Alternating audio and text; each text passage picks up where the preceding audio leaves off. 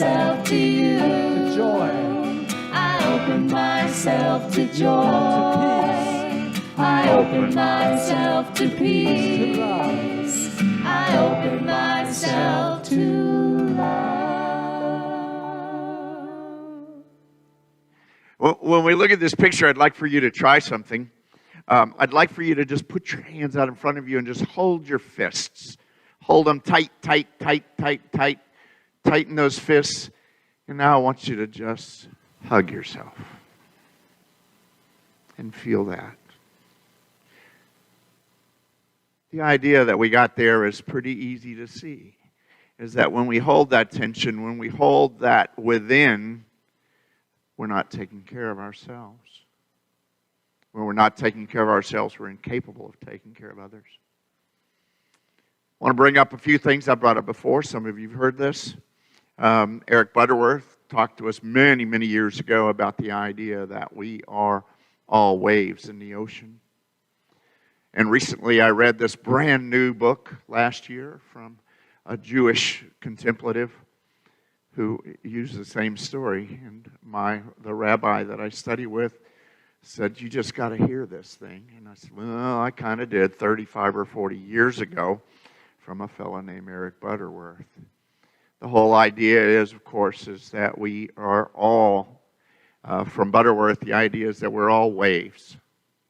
Waves in the ocean, we're all made up of the same stuff. One way to say that is we're made up of God's stuff. And those waves are big, those waves are little, and they come and they go. Well, in this story that's told by the rabbi, the story goes that there was a little wave. You know how that goes. There's a bunch of little waves. Surfers know how to count them. And then there's a big wave. And the little wave's just happily going along, doing what little waves do, heading to the beach. And the big wave says, oh my God, you guys have to stop.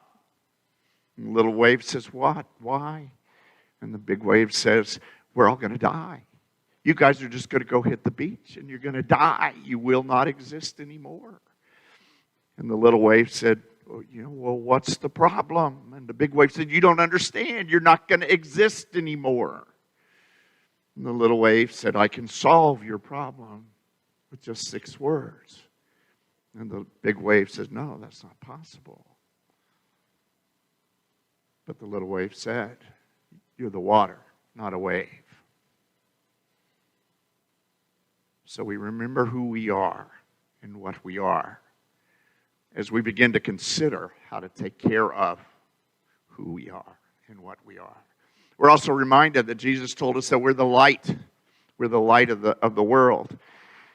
And that's a big deal, this little light of mine, this idea, this internal light. But what goes even beyond that for me is the fact that each one of us illuminate ideas and things about the world that no one else can illuminate.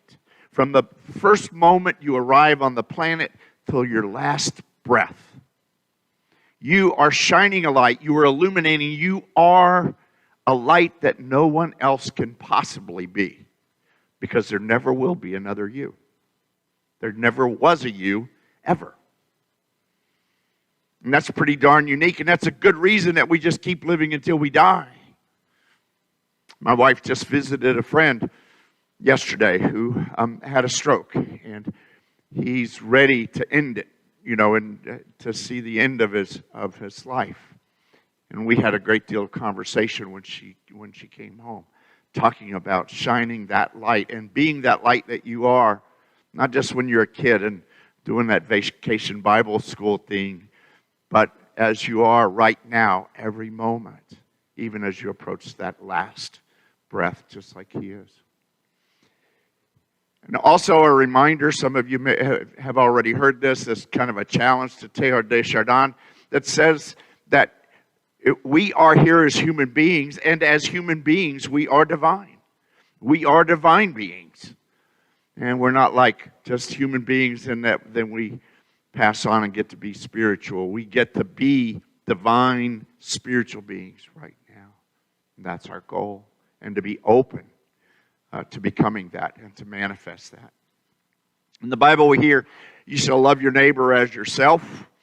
And I thank God that most of us don't do that. because the way we treat ourselves tends to be a little bit less nice than we would like to treat our neighbors. It sounds really good in reality, or not in reality. It sounds really good on paper, but the golden rule, thankfully, is not followed by a lot of us. We're usually nicer to other folks. In Matthew, we heard, "And everything do to others as you would have them do to you."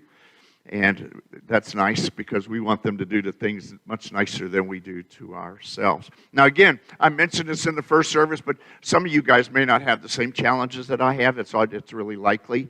One of the reasons I'm a fairly good minister is that I have almost every challenge anybody in this room maybe ever had. I have thousands of hours of therapy. Most of it didn't work. And I get to keep working on this thing. And I keep doing this thing. In the promo to this talk, I wore a t-shirt that says unfinished. And that's kind of my mantra, is that I'm unfinished. My wife suggests that I'm just hoping that I'll live forever because I will always be unfinished. So we'll have to decide on that. There's certainly chores that I expect to be unfinished around my house. The question that we may ask is, by the way, this is from a guy who calls himself the Naked Pastor. He was an evangelical minister for about 25 years and couldn't do it anymore. And then his name is David Hayward, and he suggests to us in the question that Jesus might answer the question, who should your first love be? And that Jesus would suggest that that's yourself, that we love ourself. There's some commandments, or more commands to love yourself. They seem to be implied, not direct. You never hear Jesus say, go love yourself. The implication is that we already should love ourselves and should have known that from the very beginning. But for many of us, we missed that instruction. I love what Rabbi Hillel said. He said, what is hateful to you, do not do to your neighbor. And that this is the whole Torah. All the rest is just commentary. This was in response to if he could recite the Torah standing on one foot. Now, I can't say that part on one foot, but apparently the rabbi could, and they were pretty impressed because he had the Reader's Digest version, and that's it. Don't do what is hateful to you, to your neighbor. Compassion, according to the Dalai Lama, is a state of wishing that the object of our compassion be free of suffering, and that has to start with us. Without starting with us and having compassion for ourselves, it's impossible for us to have compassion for others. Joseph Goldstein, who's a Buddhist teacher from New York, it teaches that compassion is where we see suffering, we see something that's not right, and we ask, how can I help? How can I help? So when you drive down the road and you see someone who is wanting money at the corner, the question is, how can I help? Now, you may make a decision that you don't help by giving them money. You may do other things. But what you do about the help is not the compassion part. That is taking action from compassion, your compassion. So having those feelings about needing to help and wanting to end suffering is where the compassion begins. But I want you to remember that. How can I help? It's going to be important as we consider what we do for ourselves. There's a woman named Kristen Neff, and she is the guru of self-compassion. She is a professor at the University of Texas, and is one of the first people to put together research or questionnaires and surveys that help us identify where we are in terms of our self-compassion. And I had the opportunity to go to a retreat where she was there. We were not learning about self-compassion. We were learning about compassionate communication. And in one of the exercises that we had, I ended up going back to some spaces that I hadn't been to in a very, very long time. I ended up in tears. I was unable to participate. People, self-compassion teachers there were trying to, or the compassionate communication teachers trying to help me. and she asked for a few minutes to talk with me. And I was in this place of about survivor's guilt, and there were a lot of other issues going on. And in a matter of 10 minutes or so, I was able to stop crying. I was able to listen to what she had to say, and actually was able to change how I reacted to those issues that are now 50 years old for me, and change how I treat myself around those issues. And it is very powerful. I mean, when you think about the thousands of hours of therapy, including group therapy at the VA and all these things, and 10 minutes with this woman was all it took was to, it's amazing. So I recommend her books. The Self-Compassion is her first book, and her latest book is Fierce Self-Compassion, and it's for women. Anyway, it's incredible. So what self-compassion is about is that we notice that there's some suffering going on. We're mindful of some suffering, and that we recognize that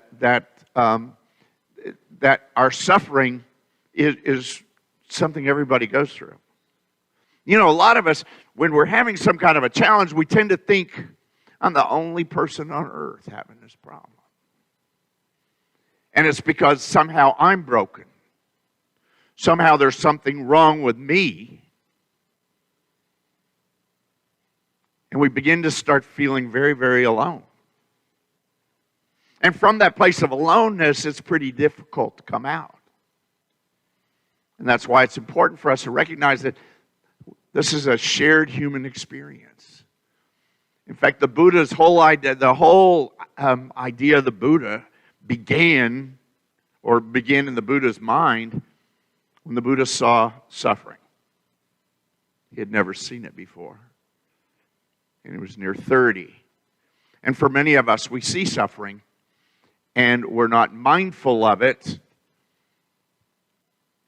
on a personal level. And then when we experience it, we don't think about anybody else having that experience. And then responding to ourselves out from the place of care and concern. That's what Kristen tells us to do.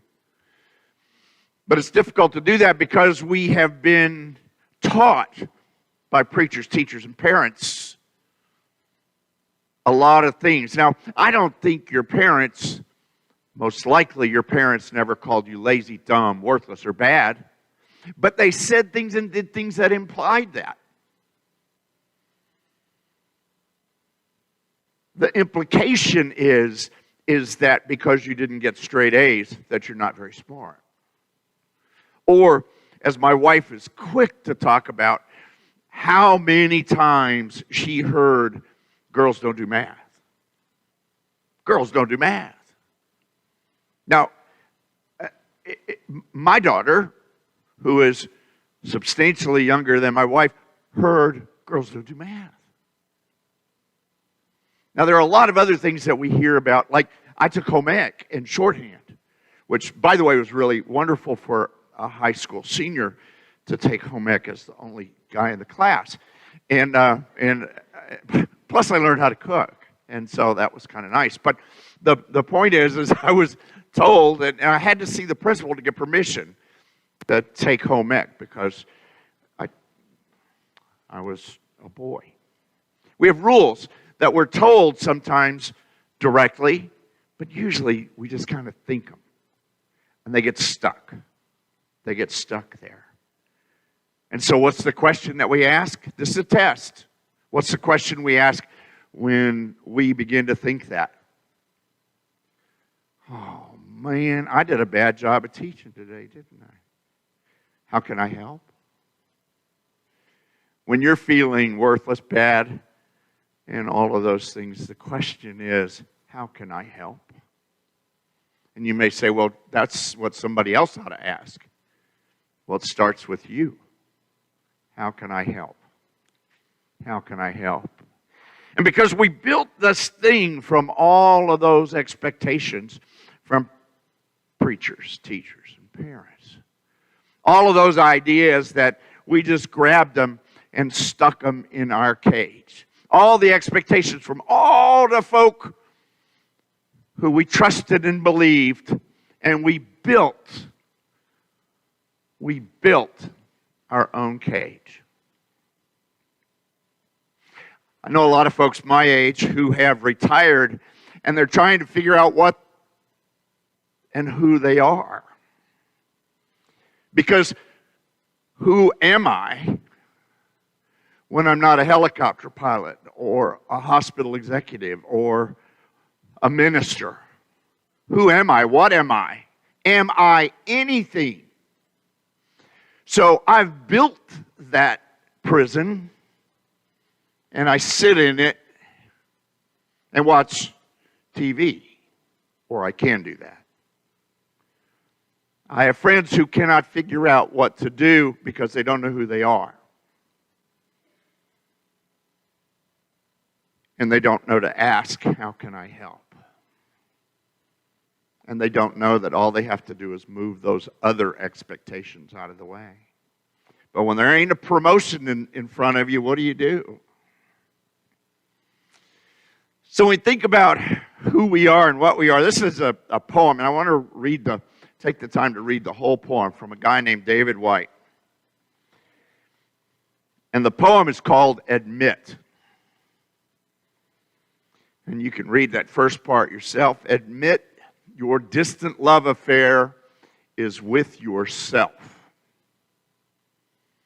and that no one plays harder to get.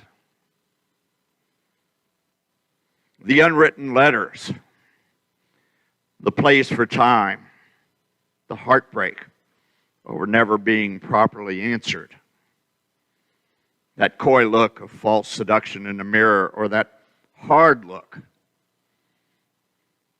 to hide what should not be hidden. The invitation to undoing and to allowing yourself to want at last what you feel you never deserved. The fervent wish to come closer. And the loving word of understanding you say to yourself when you finally admit to it all. The only declaration that counts. That declaration, you think about that declaration. If that declaration is on your dying breath, that declaration that said, I love you.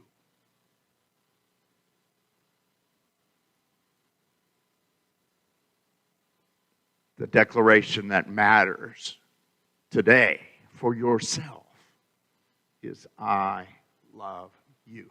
We talk all of this idea about I'm the water. And the water is God, and God is love, and then we don't love ourselves. Well, how on earth can you be the water? How on earth can you be made of God's stuff if you don't love yourself?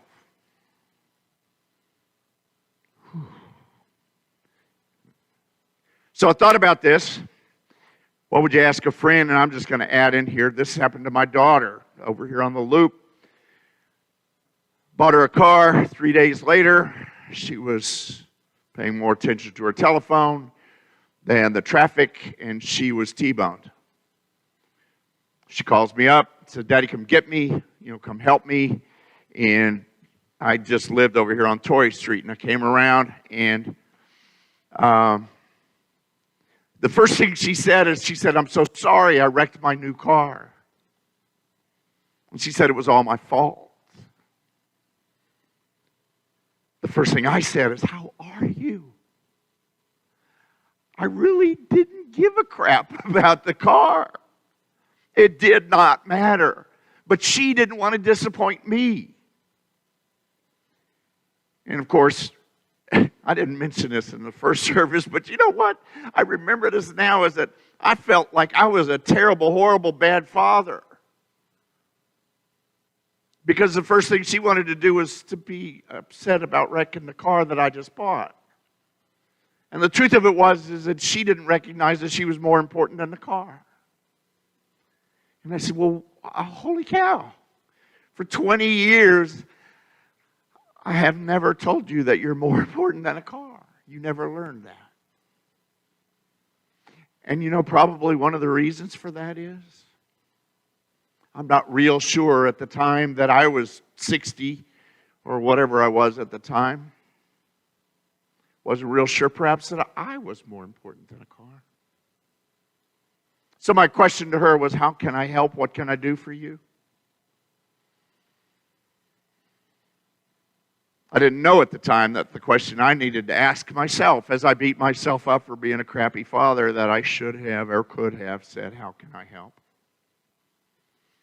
But responding with feelings of care and concern for ourselves is just not something we're taught to do.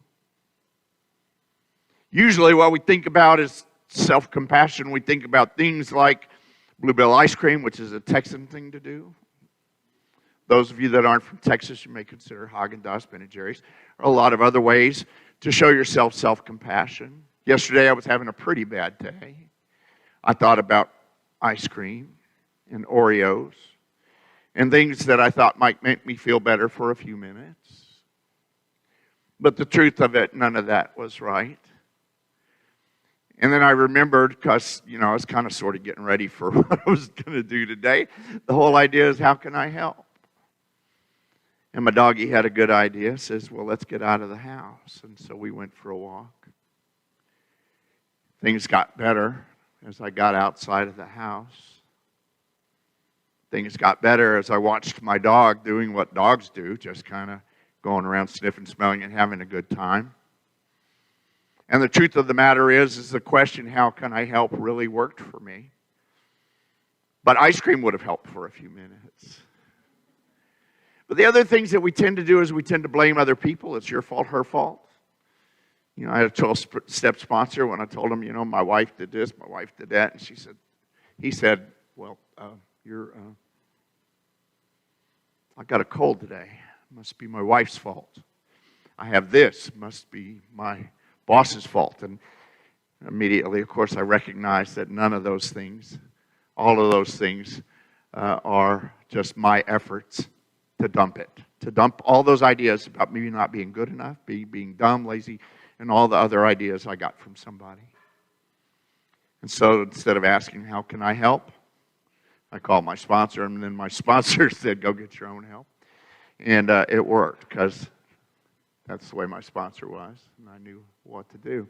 But the thing is that we have to, the other way we can go with that sometimes is that we just let things go right by, and we don't have any remorse. We tend to want to avoid remorse. Just last thing about this idea of remorse that came to my mind is that, you know, this horrible thing happened in Seoul, Korea. You guys know about that. There was a crowd crush incident. 150 people died. And immediately, the chief of police apologized. And I just thought, golly, what an amazing thing, because our police would be worried about litigation. And so they can't say, well, we got to wait for more information and then we're going to have a commission, and then we're going to study this and study that. And then, of course, by the time that's all over with, there may not be any litigation. But that ability to say, wow, we made a mistake and we apologize, is an amazing place to be able to come from in a government perspective. But the other place is that, and this again happened with my daughter, is I apologized to my daughter for something, and her friend was visiting from school. And her friend says, oh my dad's never apologized to me. My dad never apologized. So there's a lot of places for us to go with this. But the key to it all has to be with loving ourselves first. Making that choice, making that decision to love ourselves. The reason I like dandelion seeds is because just from that little flower, which is kind of pretty, you think about when that seed spreads out, what it does as it spreads across the screen. And that's what happens with each and every one of us as we take these ideas to heart and we go out and live in the world from a place of self-compassion and then a place of compassion for others.